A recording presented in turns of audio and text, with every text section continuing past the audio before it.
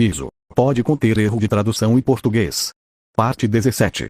Sergei está treinando Eren. Eren saiu do carro quando Sergei parou no armazém abandonado no distrito industrial.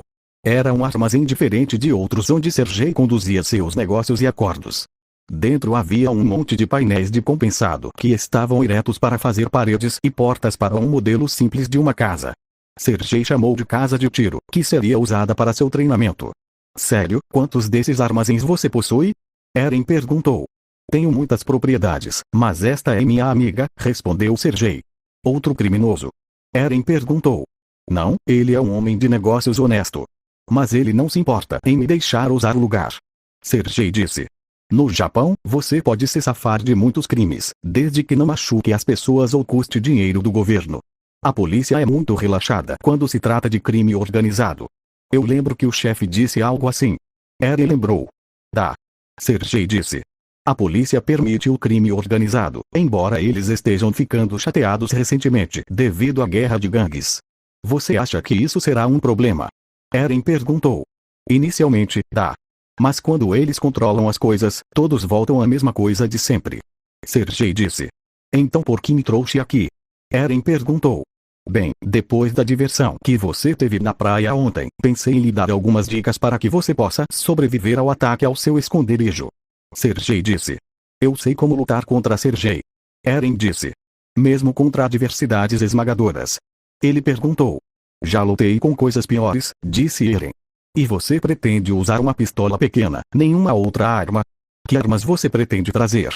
Eren ficou quieto quando disse isso. Eren sentiu que a pistola seria o suficiente, mas ele entendeu que Sergei estava certo e que ele precisaria de armas melhores e mais eficazes. Ele usava principalmente rifles de ferrolho enquanto estava nas trincheiras, mas ocasionalmente ele colocava as mãos na arma Slingshot que foi recentemente desenvolvida por Marley. Era uma arma que disparava chumbinhos em vez de balas comuns. Eren não se lembrava do nome real, mas nas trincheiras do Oriente Médio, todos se referiam a ela apenas como Slingshot, já que você tem que bombear o punho frontal para atirar. Então, você me levou para um campo de tiro no meio da cidade, em um país que proíbe armas. Eren perguntou. Parece uma ideia idiota. Por que não ir para o campo? Ele perguntou. Não seja burro, temos um jeito de treinar. Um bom jeito também. Sergei disse. Sergei entregou a Eren uma dessas pequenas armas de tiro rápido. Era um pouco volumosa e tinha um grande carregador destacável saindo do fundo. Esta é uma arma de Airsoft. É inspirada no rifle AKM, disse ele. Airsoft? Perguntou Eren. Ele atira pequenas BBS usando ar comprimido. Em distâncias curtas, a balística e a precisão são as mesmas de uma arma de verdade. É gás blowback, então opera quase exatamente da mesma forma. Ele disse. Isso é permitido? Eren perguntou. O Japão permite armas falsas e é um dos poucos países que não exige uma ponta laranja. Sergei disse. Essa ponta laranja é como você pode dizer que é um brinquedo, antes de decidir não perguntar. Eren fez uma careta. Sergei estava acostumado com quão pouco ele sabia. Posso treiná-lo no uso de armas, depois lhe ensinar lutas reais em ambientes fechados e, depois, garantir que você esteja armado o suficiente para o trabalho, disse ele. Então, estamos treinando com um brinquedo? Eren perguntou. É uma réplica, não um brinquedo. Ele disse. O exército japonês às vezes usa isso para treinar seus soldados. Dessa forma, vocês podem atirar uns nos outros sem matar. Além disso, é mais barato do que o que os americanos usam. Ele disse. Tudo bem. Eren disse. Como funciona? Sergei entrou em detalhes sobre como a AKM funcionava, ou pelo menos a réplica. Teoricamente, era exatamente o mesmo que o real, com apenas pequenas diferenças, já que foi projetado para disparar BBS em vez de balas. O gás ficava alojado no carregador, que não apenas impulsionava o BB para frente, mas também empurrava o ferrolho para trás. Ele tinha recuo real e operava da mesma maneira. No entanto, o recuo era muito menor do que o de uma arma real. Use o dedo indicador para empurrar a trava de segurança para baixo, disse Sergei enquanto demonstrava.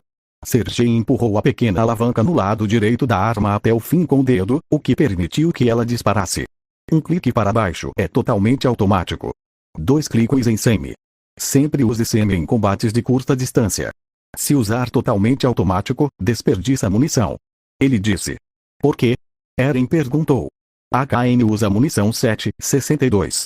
Ela bate forte, embora não tanto quanto um rifle real 7,62. Um ou dois tiros matam a maioria das pessoas. Ele disse. É mais rápido disparar 2 tiros em semi do que ir totalmente automático e desperdiçar 5 balas no alvo. Você atira no peito do alvo, ele morre, então vai para o próximo alvo. Onde você aprendeu isso? Eren perguntou. Durante a guerra do Afeganistão, disse Sergei. Eren nunca lutou em ambientes fechados como aquele. Ele lutou em trincheiras inimigas, o que se transformou em caos e quase sempre se transformou em lutas de baionetas e ferramentas de entrincheiramento, ou ele usou equipamento ODM e lutou contra titãs. A única coisa única era lutar com um titã, que basicamente era uma luta corpo a corpo em todos os cenários. Certifique-se de que, ao recarregar, você carregue a alça. Isso não é como armas novas. O design foi feito na década de 1940, o ferrolho não trava na traseira. Ele disse. Eren aprendeu a maioria dos conceitos básicos. Ele aprendeu a recarregar o rifle, como colocá-lo corretamente no ombro e como mirar com ele. Ele percebeu que era um pouco diferente dos rifles Marley que ele usava, mas muito do básico ainda era o mesmo. As miras de ferro eram até muito parecidas. Agora vamos começar a limpar a sala. Ele disse, quando sentiu que Eren era bom o suficiente. Então, basicamente, lutar de sala em sala? Eren perguntou. Dá. Sergei disse. Normalmente, você quer que um time vá com você. Você estará sozinho. O que significa que você está ferrado. Obrigado pela confiança. Eren disse sarcasticamente. Estou sendo honesto. Sergei disse. A pior coisa que pode acontecer é um homem aparecer em um lado cego. Você só pode olhar e atirar em uma direção. Se ele estiver em um lado cego, você está morto. Então terei cuidado. Eren disse. Não, você vai morrer. Sergei disse. Mas você vai precisar aprender de qualquer forma. Por enquanto, vamos ver como você se sai. Você fica em uma ponta, eu na outra, e nós lutaremos. Quem atirar em quem primeiro, vence. Sergei disse. Tudo bem. Eren disse. Certifique-se de usar protetor facial. Sergei disse enquanto entregava a Eren uma máscara com uma proteção de vidro para os olhos. Sergei entrou na casa de tiro enquanto Eren preparava sua réplica de arma para a luta. Ele carregou o carregador que tinha 30 BBS carregados e engatou a alavanca de carregamento.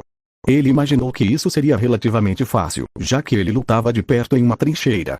Depois de alguns minutos, Eren entrou na casa de tiro e começou a procurar por Sergei. Eren estava confiante em suas habilidades para derrotar o homem mais velho. Ele sabia que seria capaz de atirar primeiro. Eren nunca teve que lutar em ambientes fechados nessa capacidade. Ao lutar contra tipas, você só usava equipamento ODM, então você nunca estava em ambientes fechados quando lutava. Mesmo no Oriente Médio, a maioria dos combates era atirar em pessoas em terra de ninguém ou invadir uma trincheira, o que novamente era fácil, já que na maioria das vezes eles tinham que recorrer à luta corpo a corpo. Empurrar. Droga. Eren gritou enquanto era baleado. No momento em que ele entrou em uma sala, ele foi baleado por Sergei, que se escondeu em um canto. Eren não esperava que Sergei estivesse no canto da sala e o pegasse de surpresa. Viu, fui pego de surpresa. Sergei disse. Eu não esperava que você se escondesse. Eren disse. Espero inesperado, disse Sergei. Sim, o Capitão Levi o mataria se visse isso. Eren estava ficando desleixado ou ele ainda estava completamente desacostumado com a forma como esse novo mundo lutava. Quando você entrou, sua arma estava apontando para cima. Você parecia estar pronto para atacar com uma baioneta. Você precisa manter a arma no ombro. Ele disse enquanto demonstrava. Em cada sala, você verifica os cantos primeiro, já que a maioria dos inimigos se esconde lá. É sorte quando está sozinho, já que você só pode verificar um canto de cada vez. Entendo.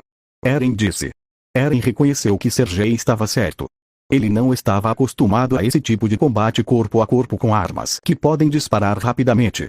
Ele sabia que poderia encurtar a distância antes que alguém sacasse seu rifle de ferrolho, mas estava menos confiante com essas armas de disparo automático. É melhor usar explosivos.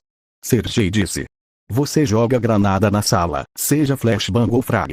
Ela atordoa ou mata todos na sala. Flashbang? Eren perguntou, precisando saber o que era. Granada que faz muita luz e barulho. Ainda é perigosa se você estiver perto dela, mas principalmente cega e ensurdece o inimigo. Eles ficam indefesos, embora você ainda possa ser morto por disparos cegos de pânico. Sergei explicou. Isso faz sentido, disse Eren. Fazia todo o sentido para ele. A maneira mais fácil de limpar uma trincheira no Oriente Médio era jogar o máximo de explosivos e granadas na trincheira antes de atacá-la.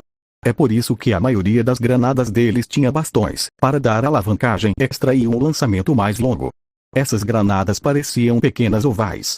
Vamos de novo, dessa vez com foco na limpeza adequada do ambiente. Eren passou pelo exercício várias vezes. Sergei quase sempre vencia nesses exercícios de limpeza de salas devido à sua própria experiência. Toda vez que Eren tinha a queda sobre Sergei era mais por sorte do que por habilidade. Sergei ria toda vez que pegava Eren de surpresa, mas ele enfatizava o quão importante era ser rápido e agressivo. Às vezes, Sergei usava táticas únicas para confundir Eren. Às vezes, ele se escondia atrás de um sofá ou balcão falso e deixava Eren passar antes de atirar em suas costas.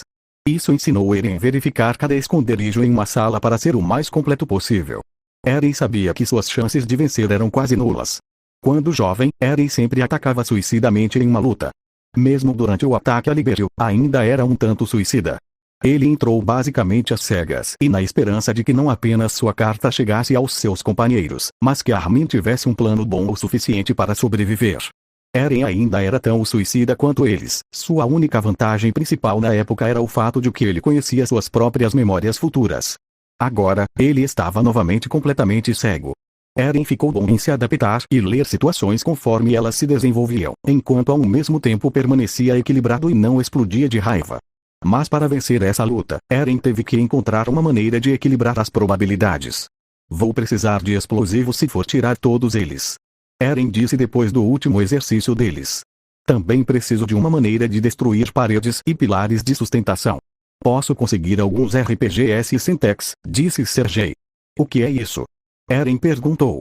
RPGs são lançadores de foguetes tubulares longos, muito eficazes para quebrar estruturas. Sergei explicou. Syntax são explosivos plásticos, bons para armar armadilhas ou demolir e violar. Por que me dar tanto? Eren perguntou. Parece caro. Sinceramente, isso me economiza dinheiro. Sergei disse. Quanto mais recursos você tem, mais deles você mata antes de morrer. Isso é bom para os negócios, já que essa gangue tentou me matar. Prefiro jogar fora armas e explosivos caros do que morrer. Você tem alguma maneira de eu praticar nisso? Eren perguntou. Não tem essa sorte, garoto. Sergei respondeu. Mas eu posso colocar alguns vídeos do YouTube para tocar, pelo menos te ensinar um pouco de táticas do Exército Vermelho. Você mencionou um Exército Vermelho antes. Eren questionou. Sergei disse. O Exército Vermelho é o nome do Exército Soviético, agora apenas Exército Russo. Eu servi nele nos anos 80 durante a Guerra Soviética no Afeganistão. Você mencionou isso. Eren disse. Você aprendeu tudo isso com aquela guerra? Não, na verdade. Sergei disse. Eu era recruta na época. Nosso treinamento era muito pequeno. Nós recebíamos armas e aprendíamos muito pouco antes de sermos enviados para lutar. Como você sobreviveu? Eren perguntou. Não sei, Deus talvez. Sergei deu de ombros. Seríamos usados para amolecer o inimigo antes que o exército de verdade chegasse.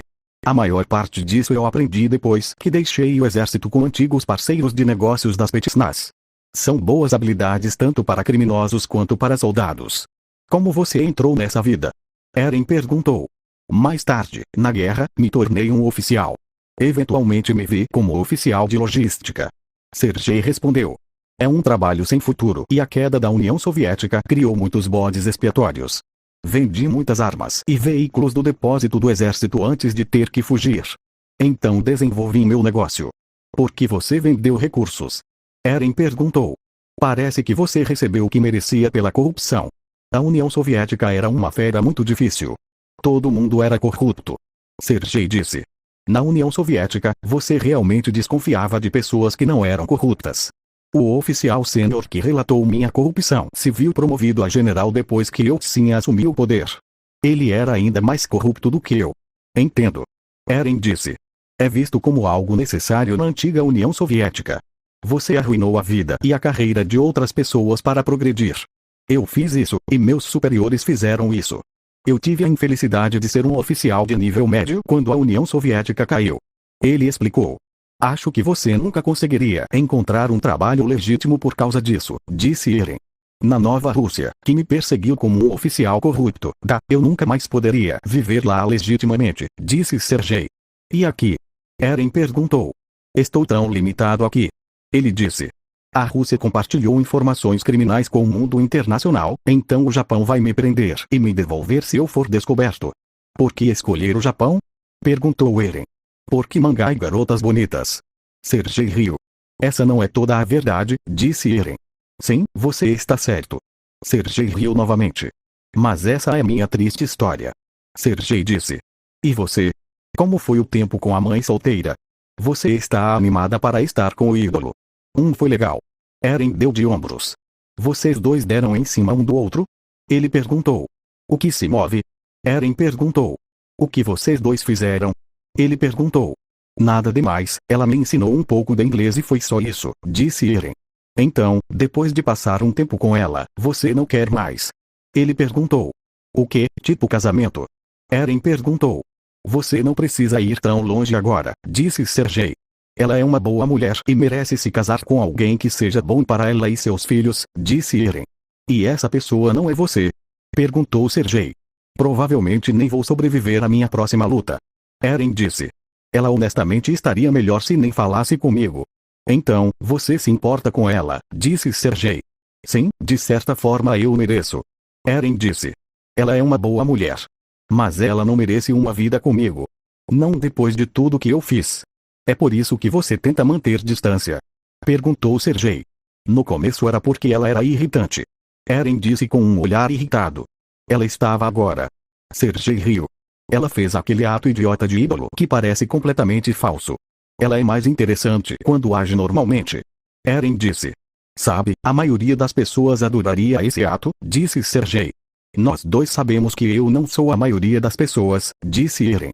Verdade. Sergei disse. Não quero me exceder, mas você deveria dar uma chance ao relacionamento com ela. Posso dizer que você se importa com ela e ela provavelmente também se importa. Talvez não seja tão ruim, vamos continuar com os exercícios. Eren disse enquanto carregava um novo carregador de Airsoft. Se é isso que você quer, garoto. Sergei disse. Pelo resto do dia, Eren e Sergei continuaram a fazer exercícios e assistir a vídeos sobre como utilizar as armas e equipamentos que Eren precisaria para o próximo ataque ao esconderijo. Aqua passou por Ruby, que estava sentada ajoelhada na mesa enquanto escrevia em seu pequeno diário rosa. Ayo pegou para ela quando começaram as aulas de inglês há uma semana, para que ela pudesse anotar e praticar. Ela estava ocupada tentando memorizar o que aprenderam na semana passada. Ei, Aqua, você pode me ajudar? Ela perguntou. O quê? Disse Aqua. Eu queria tentar praticar um pouco do meu inglês. Preciso que você me diga como ela disse. Ok, vai em frente. Aqua disse. Bom dia. Qual é o seu nome? Ela tentou. Meu nome é Aqua. Ele respondeu. Qual é o seu? Ele respondeu. Me nomeia uma Ruby. Obrigado por perguntar. Ela disse. Como está o tempo? Aqua perguntou. O tempo está bom, é um bom dia. Ela tentou. Isso é muito bom. Aqua disse a ela. Mas certifique-se de pronunciar seus Ls. Ele disse. Mas é tão difícil. Porque o inglês tem tantos sons de L. Ela perguntou. É completamente diferente e não compartilha nenhuma similaridade com o japonês, então tem sons e estruturas únicas. Aqua explicou. Você aprenderá. Aqua ficou surpreso com a rapidez com que Ruby estava aprendendo. Ela conseguiu começar a compreender algumas frases fora da memorização básica. Ele se perguntou se era porque ela ainda era uma criança e conseguia aprender tão rápido. Depois de menos de 2 semanas, ela fez um progresso incrível. Aqua não sabia exatamente como a reencarnação deles funcionava. Ou eles só tinham suas memórias anteriores, ou havia mais do que isso. De qualquer forma, Ruby parecia se beneficiar de seu cérebro infantil ao reter mais informações. Bebês e crianças pequenas geralmente aprendem idiomas mais rápido do que adultos, já que seu cérebro em desenvolvimento é capaz de absorver mais informações do que um adulto. Aqua se perguntou quão boa ela seria, já que ela está combinando a experiência de ter memórias mais antigas com o cérebro jovem de uma criança. Ele se perguntou se seu cérebro faria o mesmo, mas ele relaxou nos estudos, já que viu isso como uma espécie de pausa. Depois de terminar de dar algumas dicas a ela, Aquastealt seguiu completamente para a porta da frente e silenciosamente a abriu para poder sair. Ele tinha um trabalho a fazer e esperava que Ai continuasse dormindo. Às vezes, quando a voltava de um ensaio, ela estava completamente exausta e tentava tirar um cochilo durante o dia. Era extremamente fácil para ela, já que Aqua e Ruby eram muito bem comportadas e exigiam supervisão mínima. Aqua, claro, tendo 34 anos e Ruby provavelmente sendo uma adolescente mentalmente após 4 anos de renascimento. Isso deu a Aqua a oportunidade perfeita de invadir o quarto de Eren enquanto ele estava fora e ver se ele conseguia descobrir algo sobre ele. Enquanto ele apreciava Eren protegendo Ai, e precisava que ele a protegesse ainda mais de Ikaru, Aqua precisava de mais informações sobre quem era o homem especificamente. Eren podia ser perigoso, e ele tinha que determinar o quanto ele era um risco para a segurança de Ai. É por isso que ele precisava entrar, algo que um pouco de arrombamento faria. Ele queria poder dizer que tinha experiência em arrombamento, mas Aqua nunca teve. Não como Goro ou como Aqua. Então ele estava indo muito baseado no que ele poderia encontrar na internet. Parado em frente à porta de Eren, ele tirou as 3 coisas que carregava consigo. A primeira era uma pequena tira de metal que estava dobrada em um ângulo de 90 graus na ponta, semelhante a uma chave Allen plana. Ele a pescou do lixo e teve que passar 1 hora tentando dobrá-la para dar forma. Como seus músculos de criança eram muito fracos, ele teve que usar um alicate que Ai tinha e todo o seu peso para dobrá-la. O segundo item era um grampo de cabelo que ele pegou do quarto de Ai. Ele tinha a parte de borracha removida e a ponta levemente dobrada para formar um gancho. Eram itens muito simples que ele tinha em mãos de Ai. Aqua finalmente tinha o celular de Ai, que seria a coisa mais importante. Ele passou a última meia hora assistindo a um vídeo no YouTube sobre como arrombar uma fechadura. Ele encontrou um canal que tinha um cara dizendo que era um ex-soldado das Forças Especiais Americanas que entrou em detalhes sobre como arrombar a maioria das portas de segurança de fechaduras e tombamentos. Ele abriu o vídeo e voltou ao ponto onde inseriria a alavanca, que era a tira de metal que ele dobrava. Era isso que realmente giraria a fechadura, enquanto o grampo agia como um raspador e empurrador para empurrar os pinos para o lugar. Era simples na teoria. Tudo que ele tinha que fazer era manter a pressão na alavanca e empurrar cada pino para cima até que cada um travasse, e isso lhe permitiria abrir a fechadura. Ele estava feliz que, diferentemente da maioria das casas japonesas, que usavam fechaduras eletrônicas, este apartamento ainda usava fechaduras antigas e ferrolhos estilo tambor. Então, seria fácil entrar furtivamente. O vídeo dizia que uma coisa eficaz a fazer era fazer uma raspagem inicial com o grampo. Você raspa os pinos para que possa trancar alguns deles antes de realmente começar a arrombar. Então, ele raspou ao longo do topo. Só para a fechadura girar completamente e abrir a porta, como? Foi tão fácil assim. O vídeo disse que às vezes isso pode acontecer, onde todos eles pegam e abrem a porta.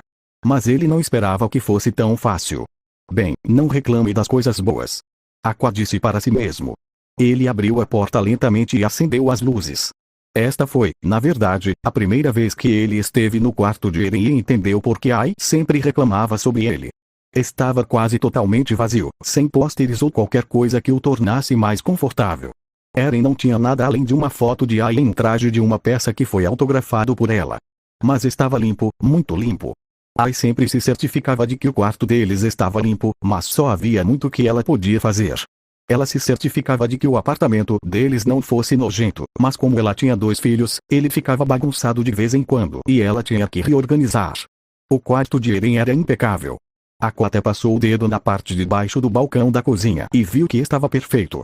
Ele não tinha certeza se Eren era um germafóbico, mas ele mantinha um quarto muito limpo. Ele imaginou que fazia sentido se Eren fosse um veterano, eles tendem a ser muito rigorosos com a limpeza. Mas não havia nada fora do comum. Nada que mostrasse que Eren era incomum ou perigoso. Ele notou uma pequena caixa de papelão, talvez tão grande quanto sua palma, no lixo. Aqua a pescou e não conseguiu entender o que era. Ele notou alguns números em inglês, mas tudo estava escrito no que ele supôs ser russo. Ele imaginou que não seria estranho para ele ter algo de casa, então ele ignorou e devolveu para a lata de lixo. Uma coisa que ele notou, no entanto, foi um pequeno caderno que estava em sua mesa de jantar. Parecia um daqueles que normalmente vêm com quartos de hotel ou até mesmo o apartamento. Ai ainda tinha um que estava em uma mesa lateral em seu quarto, mas ela nunca realmente tocou nele, já que o usava mais como decoração do que qualquer outra coisa. Aqua abriu. Na primeira página havia uma lista de números e, ao lado deles, símbolos que ele não conseguia realmente identificar. Alguns dos símbolos pareciam semelhantes aos numerais romanos, mas também pareciam diferentes. Eren estava aprendendo números em inglês. Enquanto folheava as páginas, ele viu que parecia ser um diário ou jornal. Estava tudo escrito em uma língua desconhecida. Não parecia familiar, nem parecia semelhante ao russo ou a qualquer língua que a Ucrânia usa. As letras em sua escrita pareciam estranhas, então ele decidiu tentar e ver se conseguia descobrir que língua era. Aqua digitou uma frase aleatória no Google Tradutor, então ele começou a tentar passar por cada idioma para ver se notava algo similar. Ele escolheu o primeiro idioma no Google Tradutor e foi descendo a linha para ver se reconhecia alguma coisa. Ele percebeu depois de talvez 10 minutos que não parecia familiar. Isso não era surpreendente. Aqua era um médico em sua vida passada, não um especialista em qualquer forma de estudos de linguagem. Então faria sentido que ele não pudesse reconhecê-lo facilmente. Vou precisar de alguém que possa realmente traduzir isso, ou pelo menos reconhecer. Ele disse a si mesmo. Mas não tenho a mínima ideia de quem pode me ajudar, não que eu possa pedir neste momento da minha vida. Aqua ainda era uma criança e ninguém levaria seu pedido a sério. Mesmo que ele encontrasse alguém que pudesse ajudá-lo a traduzir o livro, ninguém acreditaria porque ele iria querer aprender. Talvez ele pudesse fazer todo o cartão "Estou curioso", afinal, é normal uma criança ser curiosa. Mas isso também traria perguntas que ele não queria responder. Espere, havia uma pessoa que ele conhecia que era capaz de reconhecer facilmente a maioria das línguas. Ou, pelo menos, teria muito mais facilidade para fazer a pesquisa do que ele. A pessoa em quem ele pensou não era apenas uma das melhores no campo dos estudos de línguas, mas também poderia entender sua situação, pelo menos de um certo ponto de vista. No entanto, ele realmente queria ver aquela pessoa novamente. Não, ele realmente não queria. Mas essa pessoa era uma das melhores que ele conhecia, talvez a melhor. Com um trabalho tão prestigioso quanto o que aquela pessoa tinha, eles sem dúvida seriam capazes de pelo menos ajudar. Eu realmente quero ir vê-la? Ele se perguntou. Ela pode estar tão louca quanto quando ele a viu pela última vez, mas, infelizmente, ela pode ser a única a acreditar nessa coisa toda de reencarnação. Algo que ainda o aterrorizava um pouco. Acho que não tenho escolha. Ele disse. Aqua pegou o telefone e tirou algumas fotos do diário, certificando-se de obter a melhor qualidade possível para que pudesse ser facilmente lido. Ele então entrou no aplicativo de fotos do telefone e configurou as fotos para ocultas, dessa forma Ai não as viu acidentalmente em seu telefone.